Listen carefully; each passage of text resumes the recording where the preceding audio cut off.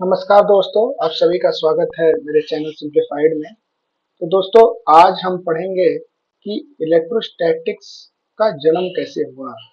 क्योंकि दोस्तों, जब इलेक्ट्रोस्टैटिक्स आया उसके पहले ही हमें ये पता था कि कोई भी दो ऑब्जेक्ट्स अगर हैं इस पूरे यूनिवर्स में, तो उनके बीच एक ग्रेविटेशनल फोर्स एग्जिस्ट करता है। ठीक है। तो हुआ क्या कि कुछ साइंटिस्ट ने पाया कि अगर फॉर एग्जांपल अगर हम दो इलेक्ट्रॉन्स को 1 सेंटीमीटर के डिस्टेंस पे रखते हैं और उनके बीच में उन्होंने फोर्स को मेजर किया से एफ। ठीक है, ये ग्रीन वाला है। और फिर उनको ऑलरेडी पता था कि अगर दो इलेक्ट्रॉन हमने 1 सेंटीमीटर के डिस्टेंस पे रखा हुआ है तो उनके बीच का ग्रेविटेशनल फोर्स कितना आएगा। ठीक है। तो उसको उन्होंने ये फॉर्मूला यूज किया, G into M by R square यहाँ पे 1 सेंटीमीटर का स्क्वायर हो जाएगा। ठीक है। तो जो भी उन्होंने कैलकुलेशन किया तो उन्होंने पाया कि जो ये एफ जी आ रहा था वो इस ग्रीन वाले एफ से, जो कि एक्सपेरिमेंट के थ्रू मेजर किया गया था, उससे छोटा आ रहा था इलेक्ट्रॉन के केस में। सेम वही चीज हुआ प्रोटॉन के केस में भी। जो ग्रेविटेशनल फोर्स उन्होंने कैलकुलेट किया और जो फोर्स ग्रीन एफ उन्होंने मेजर किया, उसमें डिफरेंस था और ग्रीन एफ बड़ा था। वहीं जब उन्होंने न्यूट्रॉन के साथ सेम एक्सपेरिमेंट को रिपीट किया तो पाया कि जो ऑब्जर्व्ड फोर्स था through experiment and the calculated force by the formula of gravitational force, this came out to be equal. So इससे पता चला कि भाई न्यूट्रॉन के केस में तो चीजें वही है जो होनी चाहिए थी, बट प्रोटॉन और इलेक्ट्रॉन में कुछ तो एक्स्ट्रा है जिसकी वजह से जो ऑब्जर्व्ड इंटरएक्टिव फोर्स उन दोनों के बीच में आ रहा है, वो जो हमको पहले से पता है ग्रेविटेशनल फोर्स, उसके अलावा आ रहा है, उसके अलावा कुछ आ रहा है। एक तो ये ऑब्जर्वेशन था। दूसरा ऑब्जर्वेशन ये था कि क्योंकि ये वाला एफ इससे बड़ा है, तो जो इनका डिफरेंस आ रहा था, इनका जब हम डिफरेंस ले रहे थे और सिमिलरली यहाँ पे जब डिफरेंस ले रहे थे, तो इनके जो डिफरेंस आ रहे थे वो बराबर आ रहे थे। मतलब ये हुआ कि प्रोटॉन इलेक्ट्रॉन के केसेस में एक तो ऑब्जर्व फोर्स ग्रेविटेशनल फोर्स से ज्यादा आ रहा था और दूसरा क्या आ रहा था, उनका जो डिफरेंस था वो आपस में बराबर था। तो इससे समझ में आया कि भाई कुछ तो है जो कि हमें नहीं पता है। और इसके बेसिस पे और भी एक्सपेरिमेंट्स में और भी ऑब्जर्वेशंस किए गए और बाद में पता चला कि there is something called charge that gets developed on the objects due to transfer of electrons.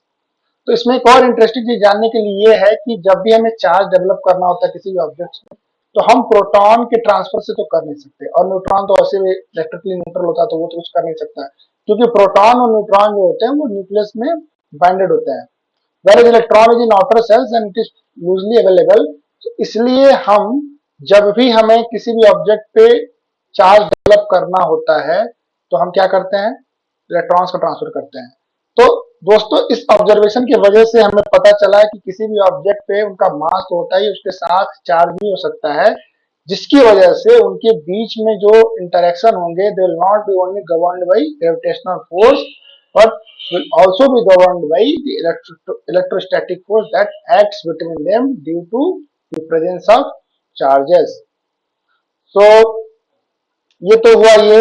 और बाद में क्या हुआ कि प्रोटॉन को कोई पूछ सकता है भाई प्रोटॉन पॉजिटिवली चार्ज क्यों है, इलेक्ट्रॉन को नेगेटिवली चार्ज क्यों बोला गया। तो दोस्तों, ये पूरा आर्बिट्ररली एक्सेप्ट किया पूरे साइंटिफिक कम्युनिटी ने कि हम प्रोटॉन को पॉजिटिव चार्ज मानेंगे, इलेक्ट्रॉन को नेगेटिव चार्ज मानेंगे। ठीक है। तो अगर आप चाहें तो उल्टा ही मान सकते हैं। सारे लोग अगर आज से मानना शुरू कर दे कि प्रोटॉन को नेगेटिव, इलेक्ट्रॉन को पॉजिटिव मानेंगे, तो कुछ नहीं बदलने जा रहा है, सब कुछ वैसा ही रहेगा, but only sign will get change. यहाँ पे प्लस वहां माइनस, जहां माइनस वहां प्लस हो जाएगा। इसके अलावा जो चार्ज है वो मैग्नीट्यूड में बराबर है इलेक्ट्रॉन प्रोटॉन पे। हाँ, उनका साइन क्या होगा ये हमने आर्बिट्ररली डिसाइड किया। ठीक है। तो दोस्तों, ऐसे शुरुआत हुई इलेक्ट्रोस्टैटिक्स की। जो जो एनॉमलीज हमने पाई जब हमने फोर्स मेजर किया उनके बीच में, तो उसने जन्म दिया कि भाई there was something that was missing and we could not explain at that time, so later on we were able to explain by the concepts and principles of electrostatics। So दोस्तों, that's all for today, and I have started this series of electrostatics, and in coming videos I'll try to explain different concepts such as why charge is quantized, what is, how electric force is calculated, जैसे अभी आप gravitational force को आपने देखा, सामने में लिखा हुआ है, बट सिमिलरली हम इलेक्ट्रोस्टैटिक फोर्सेस को भी कैलकुलेट कर सकते हैं किसी भी गिवन दो चार्ज ऑब्जेक्ट्स के बीच में, ठीक है। तो इस तरह के कॉन्सेप्ट्स, और इलेक्ट्रिक फील्ड क्या होता है, इलेक्ट्रिक पोटेंशियल क्या होता है, बहुत सारी चीजें हैं इसमें कवर करने के लिए, उसको मैं कवर करूंगा, बहुत सारे न्यूमेरिकल्स भी लगाऊंगा। And so subscribe to my channel, and I'll continue posting videos related to electrostatics, and I'll try to complete this whole, I'll create a playlist and try to complete all the concepts that are related to electrostatics. So, and the questions also I'll solve, and mostly those questions will range from like basic level, and they might go up to IIT advanced level.